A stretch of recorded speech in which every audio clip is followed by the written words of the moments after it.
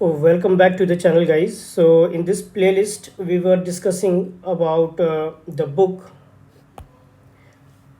NISM, National Institute of Securities Market का equity derivatives का book हम लोग डिस्कस कर रहे थे.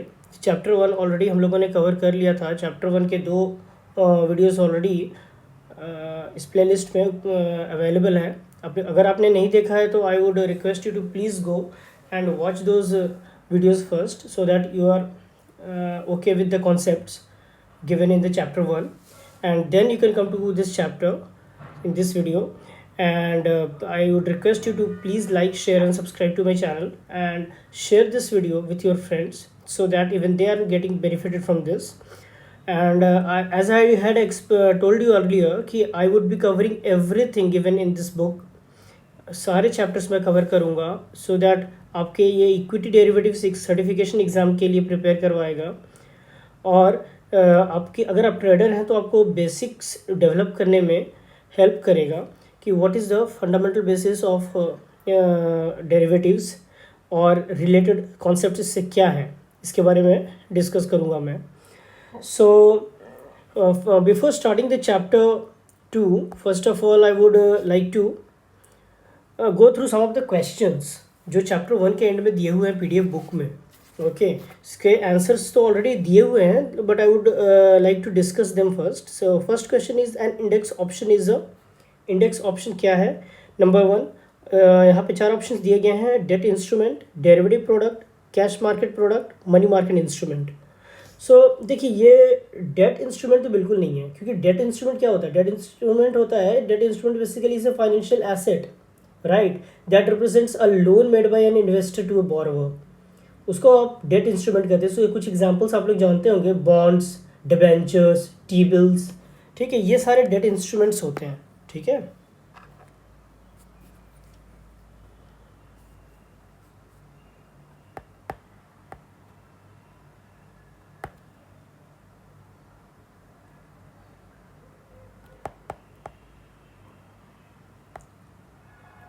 डिबेंचर्स हो गए, टी बिल्स हो गए,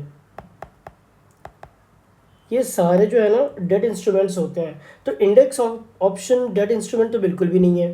देखिए, बॉन्ड और डिवेंचर्स में क्या डिफरेंस होता है? बॉन्ड और देखिए, डिवेंचर दोनों ही लोन्स हैं, डिवेंचर, और इसमें यह है कि debenture is an unsecured loan, debenture secured नहीं होता. Okay,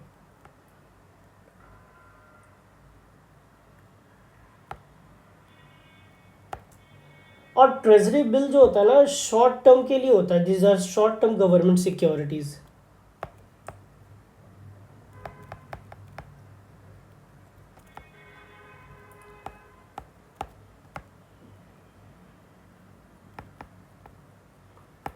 Okay, so second is that index option is a derivative product, जो definitely correct है ना.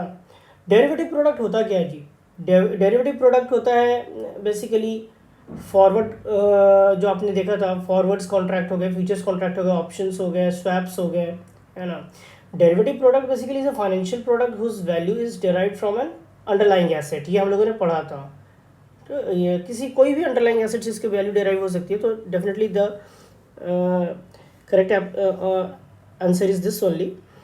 और कैश मार्केट प्रोडक्ट ये बिल्कुल भी नहीं है, मनी मार्केट इंस्ट्रूमेंट भी नहीं है ये. ठीक है, ये तो एविडेंट है ना, आप समझ ही सकते हैं, इसको एक्सप्लेन करने की ज़रूरत नहीं है.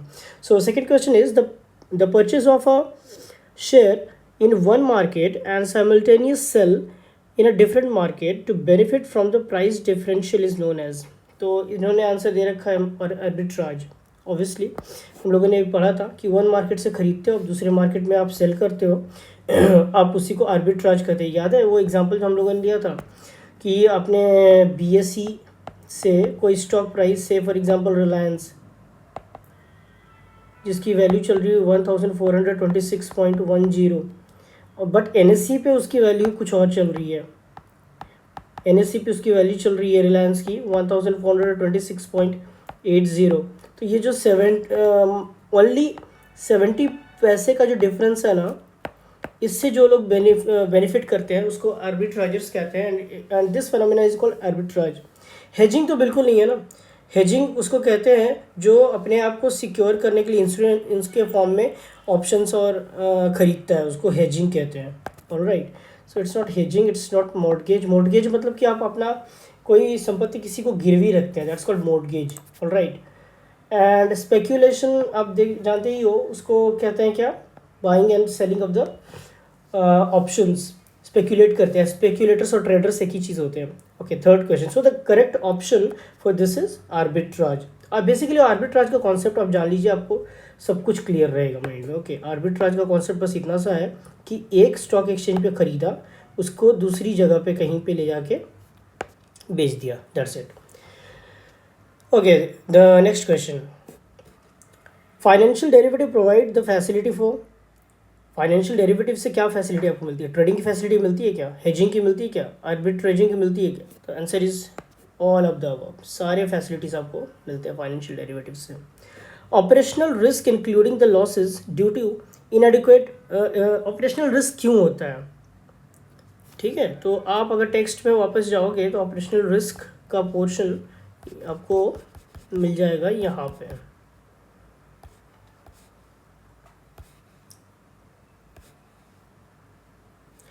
सी various types of risk involve, ये मैंने एक्सप्लेन किया था आपको। वेरियस टाइप्स ऑफ रिस्क में एक रिस्क ऑपरेशनल रिस्क भी है, ठीक है। So if you read this portion here, operational risk वाला, then you would understand okay कि ऑपरेशनल रिस्क में क्या इन्वॉल्व होता है, राइट। सो इसका correct option is inadequate disaster planning है।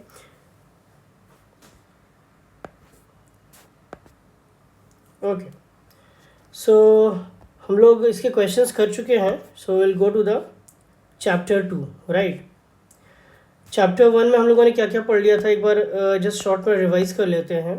चैप्टर में 1 में हम लोगों ने देखा था basics of derivatives, derivative market की हिस्ट्री एंड एवोल्यूशन। इंडिया में देखी थी कौन सी कमेटी के तहत ये बनाई गई थी, कौन सी कमेटी के तहत बनाई गई थी बाय द वे, आप इसको कमेंट में ज़रूर लिखिए। Please write down in the comment section कि on which committee's recommendation this derivative market was introduced in India. Okay, and also tell me कि क्या क्या सेक्शंस में चेंज किए गए थे, जो मैं चैप्टर 1 वाले वीडियो में बता चुका हूँ ऑलरेडी, वो आप जाके देख सकते हो वहाँ पे अगर नहीं देखा आपने तो। ओके, इंडियन डेरिवेटिव मार्केट में क्या सीन था वो हमने देखा। फिर मार्केट पार्टिसिपेंट्स कौन कौन होते हैं, हेजर्स, स्पेक्यूलेटर्स और ट्रेडर्स, और आर्बिट्राइजर्स, ये कौन कौन मार्केट पार्टिसिपेंट्स होते हैं उनके बारे में हमने देखा। टाइप्स ऑफ डेरिवेटिव मार्केट, कितने तरह के डेरिवेटिव मार्केट होते हैं, सिग्निफिकेंस क्या, क्यों डेरिवेटिव मार्केट एग्जिस्ट करता है एक्चुअली ना। वन ऑफ द रीज़न आप सबको याद ही होगा कि प्राइस डिस्कवरी, ये सबको पता रहता है।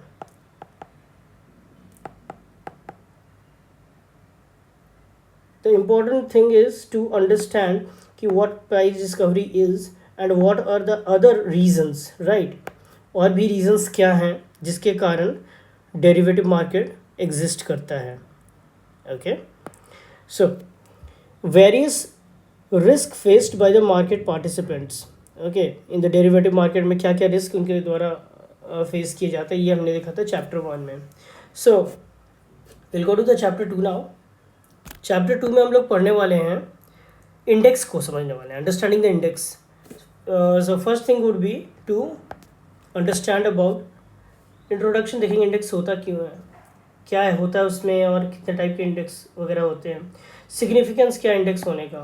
Okay, next types of indices, market indices कितने टाइप्स के होते हैं वो हम लोग देखने वाले हैं। Attributes of an index, index में और क्या क्या फीचर्स, क्या क्या चीज़ें, एट्रीब्यूट्स क्या है, इंडेक्स मैनेजमेंट कैसे किया जाता है, मतलब सेबी वगैरह कैसे इंडेक्स को मैनेज करती है ना। आई मीन एनएससी और बीएससी कैसे इंडेक्स को मैनेज करती है as per the guidelines of the SEBI. Major indices India में है क्या क्या, एंड एप्लीकेशन ऑफ इंडाइसेस, ये सब चीज़ें हम लोग इस चैप्टर में पढ़ने वाले हैं। अगर वीडियो बहुत ज़्यादा लॉन्ग होगा तो I will try to break into 2 और 3 small parts. Okay, so let us start with the chapter 2। Okay, understanding the index.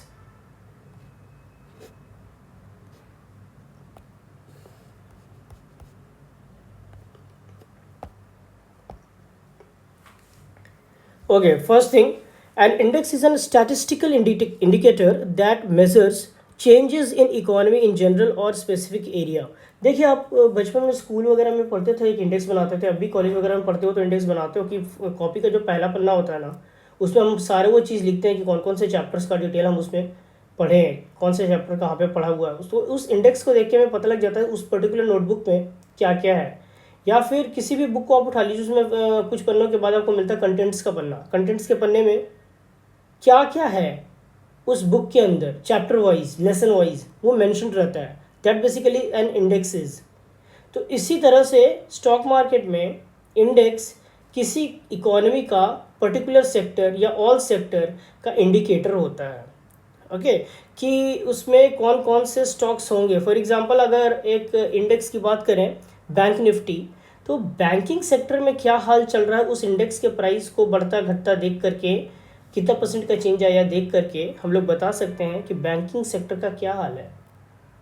Okay अगर हम लोग ये भी देखेंगे कि प्राइस वाइज पिछले कुछ मंथ्स में, फॉर एग्जांपल एक सप्ताह, कुछ टाइम पीरियड में, एक सप्ताह में, एक महीने में, एक साल में बैंकिंग सेक्टर में क्या चेंज आया, कितना परसेंट का रिटर्न दिया, तो उस इंडेक्स से हमें पता लग जाता है।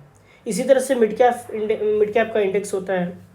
निफ्टी 50 अपने आप में इंडेक्स है, उससे निफ्टी के 50 स्टॉक्स शेयर्स जो लिस्टेड है वो किस तरह से परफॉर्म करते हैं वो पता लगता है। तो इंडेक्स वही चीज़ है जो कॉपी में आपको जो पहला कंटेंट्स वाला पन्ना होता है ना, जो बताता है कॉपी में क्या लिखा हुआ है, उसी तरीके से ये इंडेक्स ये बताता है कि उस कंट्री का उस पर्टिकुलर सेक्टर में इकोनॉमी में क्या हाल है। लाइक नैस्डैक है तो वहाँ यूएस का, अमेरिकन इकोनॉमी का कुछ कंपनीज का वो परफॉर्मेंस बताता है कि how those companies are performing. Okay so an index is an statistical indicator that measures changes in the economy in general और स्पेसिफिक एरिया। मतलब पूरी की पूरी इकोनॉमी में कैसा चेंज आ रहा है या फिर स्पेसिफिक एरिया में क्या चेंज आ रहा है, इस बात को इंडेक्स बताता है। Okay in case of the financial market and index is a portfolio of securities. एक दो नहीं है बट बल्कि एक पोर्टफोलियो ऑफ सिक्योरिटीज है, 1 2 3 करके कुछ n नंबर ऑफ सिक्योरिटीज होगी, उसका उतार चढ़ाव वो मेजर करता है। That represents the particular market और a portion of the market. Each index has its own calculation methodology and usually is expressed in terms of the base value. The base value might be as recent as the previous day or many years of past. मतलब इसको जो index में जो like bank Nifty हुआ, कुछ percent मान लो 1 point सम percent 2% ये बढ़ गया या घट गया, तो किसके तुलना में, with respect to what, that is called base value. Okay so बाकी ये स्पेसिफिक लिटरेचर है, चाहो तो रीड कर सकते हो। आगे हम लोग देखते हैं यहाँ पे significance of the stock index. Stock index का क्या सिग्निफिकेंस है। A stock index is an indicator of performance of overall market और a particular sector. Overall market का ही इंडिकेटर या particular sector which I told you right now. Okay it serves as the benchmark for portfolio performance. Portfolio कैसा काम कर रहा है। For example आपने मेटल सेक्टर्स में इन्वेस्ट कर रखा है और उसका कोई इंडेक्स अगर एग्जिस्ट करता है तो एंटायर मेटल सेक्टर का हमको पोर्टफोलियो का पता लग जाता है कि हमारे स्टॉक्स कैसे परफॉर्म कर रहे हैं। Okay it is used as an underlying for financial application of derivatives, various products in OTC and exchange traded markets are based on the indices as underlying assets. Okay, it is evident. Next, types of stock market indices. कितने तरह के stock market indices होते हैं, हमारा next discussion इस बात पे होगा। ये कैलकुलेशन को समझना थोड़ा सा इम्पोर्टेंट रहेगा, इस पर ध्यान दीजिएगा। तो कितने तरह के स्टॉक मार्केट इंडाइसेस होते हैं भाई, वो हम लोग देख लेते हैं यहाँ पे। सबसे पहले ये हो गई कि market capitalisation weight index. Market capitalisation weight index क्या होता है इसको जानेंगे। फ्री फ्लोट मार्केट कैपिटलाइजेशन वाला इंडेक्स क्या होता है, weight index. Free float market capitalisation weight index क्या होता है ये हम लोग जानेंगे। प्राइस वेट इंडेक्स जानेंगे, तीसरा होगा। एंड इक्वल वेट इंडेक्स जानेंगे, ये चौथा हो गया। Okay back to the book.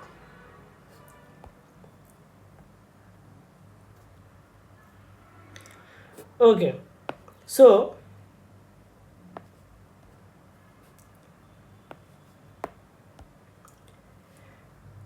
this method of calculation, each stock is given a weight according to the market capitalization. Say for example कुछ कंपनीज है, आगे हम लोग एग्जांपल देखेंगे. ओके, यहाँ पे ऑलरेडी इन्होंने जो एग्जांपल दे रखा है वही एग्जांपल को कंसीडर करके समझने की कोशिश करेंगे. अगर हम कुछ ज़्यादा अपने तरफ से और बताएं तो कंफ्यूजिंग और समझने में दिक्कत होगी. अभी तो आप लिटरेचर को सुनिए ध्यान से और समझने की कोशिश कीजिए जो मैं बताने की कोशिश कर रहा हूँ. Okay, so in this method of calculation, each stock is given the weight according to the market capitalization. So the higher market capitalization of the constituent, higher is its weight in the index. जिसका भी market capitalization ज़्यादा होगा उसका weight सबसे ज़्यादा होगा. अब बात आती है कि मार्केट कैपिटलाइजेशन होती क्या चीज़ है. एक चीज़ मैं आपको बता दूं, market capitalisation weight index India में नहीं चलता है. इंडिया में जो चलता है वो फ्री फ्लोट मार्केट कैपिटलाइजेशन वाला इंडेक्स है. जो इंडेक्स आप सुनते हो ना, Nifty, Sensex, okay, bank Nifty, ये सारे जो है ना फ्री फ्लोट मार्केट कैपिटलाइजेशन वाले इंडेक्स हैं, ना कि मार्केट कैपिटलाइजेशन वेट इंडेक्स हैं, जो कि आगे हम लोग देखेंगे. ऑलराइट, सो सबसे पहले जानते हैं कि मार्केट कैपिटलाइजेशन होता क्या है. Market capitalisation is the market value of the company calculated by multiplying the total number of outstanding shares to its current market value. मतलब दो चीज़ का मल्टीप्लिकेशन है. Market capitalisation is equal to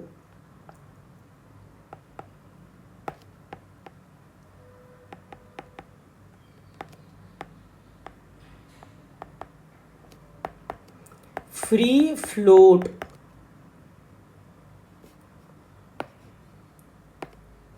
not free float,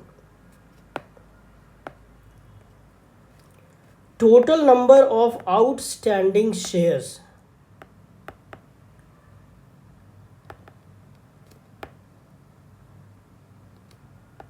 into current market price. Okay, फिर से हम रिलायंस का example लेते हैं. मान लीजिए रिलायंस का 500 करोड़ शेयर्स है.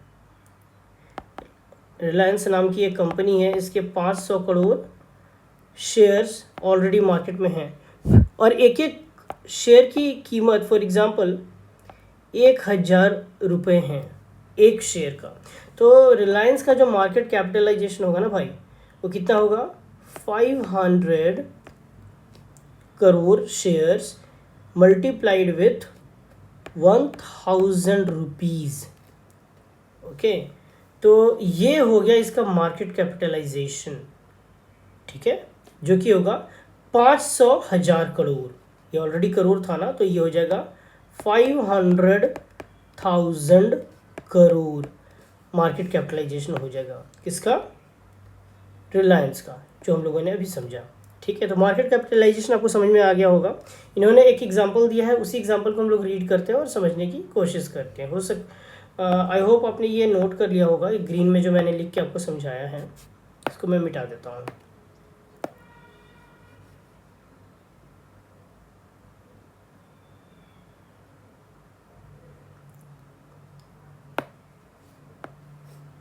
ओके, इन्होंने बताया कि for a company ABC for example, इसके पास इतने शेयर्स हैं टोटल. मान लीजिए इस कंपनी के पास टोटल इतने शेयर्स हैं और जिस एक शेयर की प्राइस चल रही है 120 रुपये. तो इस ABC कंपनी की मार्केट कैपिटलाइजेशन जो है वो हो जाएगी multiplied with 120 this much rupees. इसके मार्केट कैपिटलाइजेशन हो जाएगी. ठीक है, पहला कॉन्सेप्ट इसमें समझने वाली चीज़ थी, मार्केट कैपिटलाइजेशन क्या होता है, कितना हुआ, तो वो निकल के आएगा कितना? 600 करोड़. अब ऐसे मान लीजिए आप 50 कंपनियों का इंडेक्स तैयार कर रहे हैं, तो वो 50 कंपनियों का जो मार्केट कैपिटलाइजेशन का सम होगा ना, वो इंडेक्स के कैलकुलेशन के लिए यूज़ होगा. ओके, तो इन्होंने एक ABC कंपनी का एग्जांपल लिया था. उसी तरह से इन्होंने एक टेबल दे रखा है, जिस टेबल में इन्होंने बताया है, समझाने की कोशिश करी है. चलिए उसको समझते हैं. मान लीजिए 1 जनवरी 1995 को किसी पर्टिकुलर इंडेक्स में 5 ही स्टॉक्स थे. There were only 5 stocks and base value को 100 सेट करके रखा गया अगर है. तो देखिए क्या होता है ना, एक कंपनी है जिसका नाम है AZ, दूसरी कंपनी है BY, इस तरह से कंपनीज है. और 1 जनवरी 1995 को रेस्पेक्टिवली इनके स्टॉक के प्राइस हैं 150 rupees, 300 rupees, 450 rupees and so on. और इसके नंबर ऑफ शेयर्स रेस्पेक्टिवली इन लैक्स दिए गए हैं 20 lakhs, 12 lakhs, 16 lakhs and so on. तो इसका मार्केट कैपिटलाइजेशन आज के शेयर प्राइस ये दिए गए हैं मान लीजिए, ठीक है। अब हम इंडेक्स की वैल्यू कैलकुलेट करेंगे तो कैसे आएगा, ठीक है। तो अगर एजेड का आप मार्केट कैपिटलाइजेशन करोगे 1 जनवरी 1995 को इस डेट पे, ठीक है, इस डेट पे कैलकुलेट करोगे तो आएगा 150 इंटू 20, ये आएगा। उसी तरीके से आप बी वाई का कैलकुलेट करोगे तो वो आएगा 300 इंटू 12। उसी तरह से सी एक्स का कैलकुलेट करोगे तो वो आएगा 450 इंटू 16। इसी तरह से सबका आप क्या करोगे, मार्केट कैपिटलाइजेशन को कैलकुलेट कर लोगे। ऑलराइट, अब आगे देखते हैं।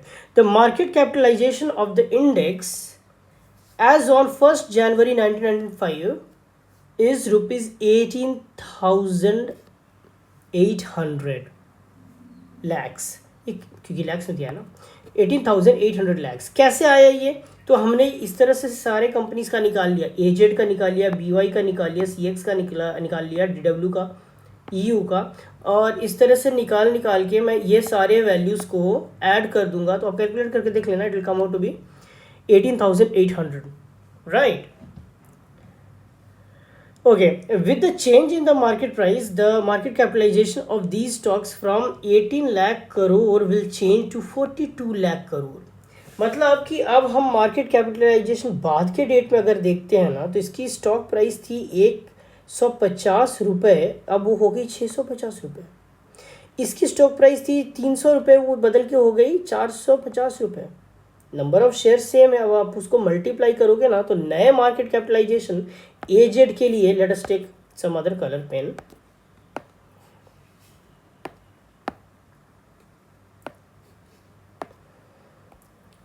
एजेड के लिए आप एक नया वाला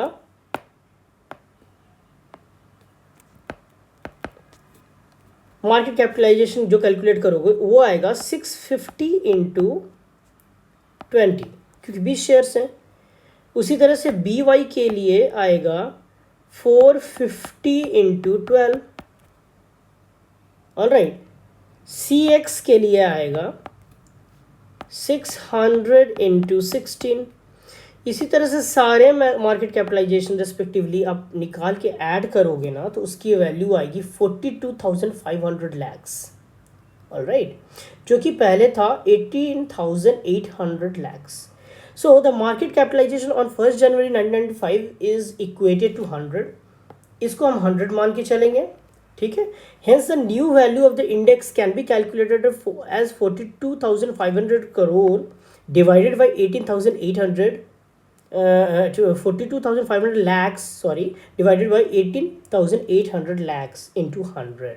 So ये आएगी इंडेक्स की वैल्यू, ठीक है। समझ में आया नहीं आया? फिर से मैं समझाता हूँ। देखिए यहाँ इस इंडेक्स में 5 स्टॉक्स दिए गए हैं, इन 5 स्टॉक्स के नंबर ऑफ शेयर्स कितने हैं वो दिए गए हैं, और उसके 1 जनवरी 1995 को कितनी इसकी वैल्यू थी रेस्पेक्टिवली वो दी गई है। उसके बाद चेंज इन वैल्यू में let's say for example 10 years कितनी हो जाती है चेंज इन द वैल्यू, मतलब इनकी स्टॉक प्राइस इजाफा होकर के इतने हो गए हैं। ये कम भी हो सकते हैं ना, इन्होंने जो एग्जांपल लिया है इसमें सारे का स्टॉक प्राइस बढ़ता हुआ नजर आया। 150 वाला का स्टॉक प्राइस 650 हो गया, 300 वाला का स्टॉक प्राइस 450 हो गया। मान लो कोई कंपनी ऐसी भी है जिसका स्टॉक प्राइस कम गया होगा, तो खैर जाने दो। यहाँ पे उन्होंने वही लिख लिया है। तो पहले केस में आप मार्केट कैपिटलाइजेशन जो है कुछ इस प्रकार से कैलकुलेट करोगे। जब आपने इसको कैलकुलेट कर लिया तो इसका जो टोटल आएगा ना, इसकी वैल्यू का सम का टोटल आएगा ना, वो आता है 18,800 लैक्स। और अब सेकेंड वाला केस आप कैलकुलेट करोगे ना, जो मार्केट प्राइस की वैल्यू शेयर्स की वैल्यू बढ़ चुकी है, तो उसके हिसाब से वो आएगा 42,500 lakhs. When you divide 42,500 lakhs with 18,800 then you get the value of the index which comes out to be 226.06, right. ये कैलकुलेट करके देखो, तब एक बार करोगे आप तभी समझ में आएगा आपको, ऐसे ये क्लियर नहीं होगा। Alright, okay, and since the index has risen from a base of 100, हमने इसको तो बेस 100 मान के चला था ना, तो ये 100 के बेस से राइज किया है 226 में, तो मतलब कि 126.06% का इजाफा हो गया है. There is a growth of 126.06% because this was considered as 100 ना. क्लियर है. सो अब हम आते हैं इस पे कि ये वेटेड क्या होता है. ये तो आपने देख लिया. अब वेट कैसे निकालते हैं. देखिए सब कुछ ठीक है, सेम है, वही कंपनीज है, उसके सेम नंबर ऑफ शेयर्स दिए गए हैं यहाँ पे भी. ठीक है. अब यहाँ पे बस एक डिफरेंस है कि इनका वेट दिया गया है. तो ओल्ड वेट कैसे कैलकुलेट होता है, न्यू वेट कैसे कैलकुलेट होता है, मैं ये आपको एक्सप्लेन करने वाला हूँ. ठीक है. देखिए कोई एक ऐसी कंपनी है जिसका ऑलरेडी मार्केट कैपिटलाइजेशन ज़्यादा है. फॉर एग्जांपल इसमें हाईएस्ट मार्केट कैपिटलाइजेशन वाली कंपनी CX है ना. CX का वेट डेफिनेटली ज़्यादा होना चाहिए ना, क्योंकि हम ये मार्केट कैपिटलाइजेशन के बेसिस पे इंडेक्स को बना रहे हैं, है ना. तो सबसे ज़्यादा जिसका मार्केट कैपिटलाइजेशन होगा उसका वेट भी ज़्यादा होना चाहिए, जो कि है भी. तो कैसे निकला टोटल मार्केट कैपिटलाइजेशन को, दैट इज 18,800 को आप उस पर्टिकुलर कंपनी के मार्केट कैपिटलाइजेशन से विच इज 7,200 से आपने डिवाइड कर दिया, तो आपको ये एक फ्रैक्शनल वैल्यू जो आएगी 0.38, ये इसका वेट होगा CX का. सिमिलरली BY का अगर कैलकुलेट करना हो तो हम 18,800 लैक्स जो which is the total market capitalisation, उसको हम डिवाइड कर देंगे इस पर्टिकुलर कंपनी के मार्केट कैपिटलाइजेशन से विच इज़ 3,600 लाख. आप ये अगर करके देखोगे ना तो इसकी जो वैल्यू आएगी वो जो फ्रैक्शनल वैल्यू यहाँ पे दी गई है वही आएगी. तो आप इसी प्रकार से ना सबका निकाल सकते हो. ओके, आप ये एक्सरसाइज करके देख सकते हो, तभी आपको ये ज़्यादा क्लियर होगा फंडा. ओके, अदरवाइज वो क्लियर नहीं होने वाला है.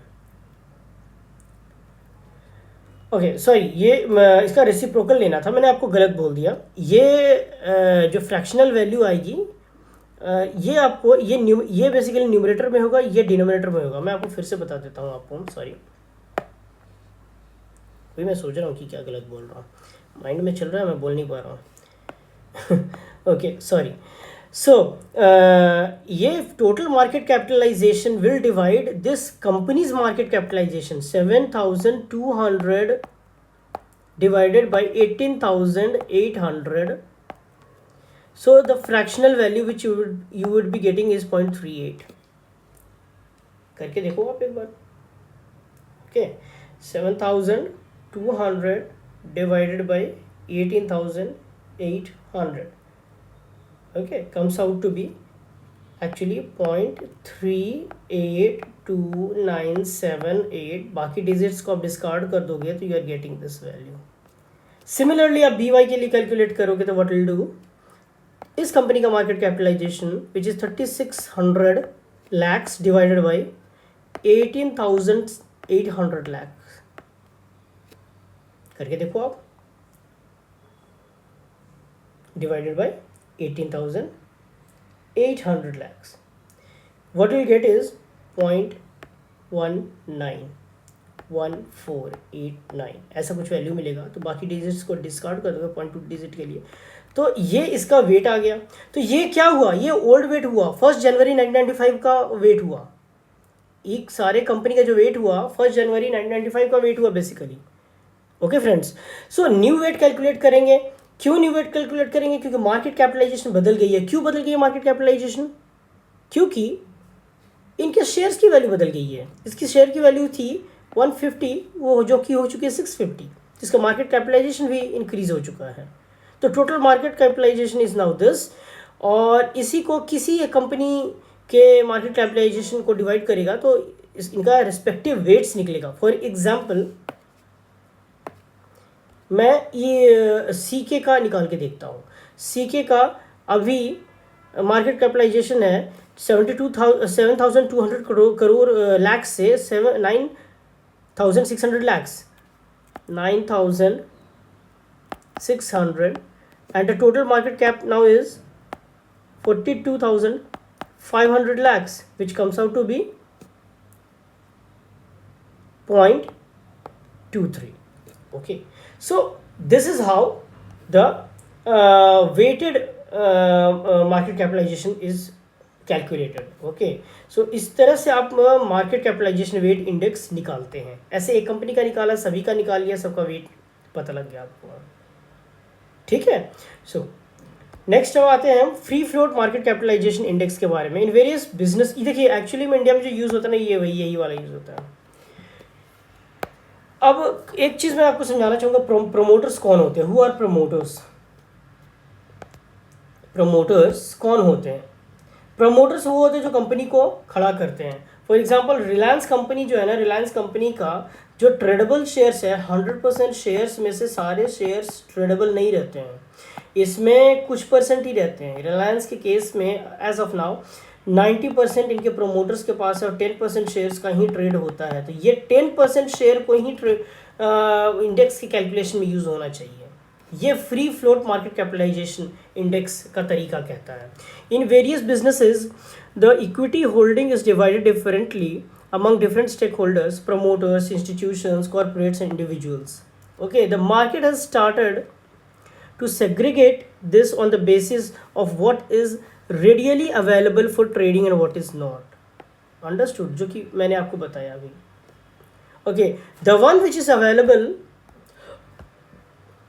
for immediate trading is categorized as free float. Float मतलब तैरना. जो फ्रीली फ्लोट कर रहा है ना, मतलब फ्रीली ट्रेड हो रहा है ना, केवल उसी शेयर्स का, उतनी ही परसेंट शेयर का वैल्यू को कैलकुलेट किया जाता है. ठीक है. अगर मान लीजिए फॉर एग्जांपल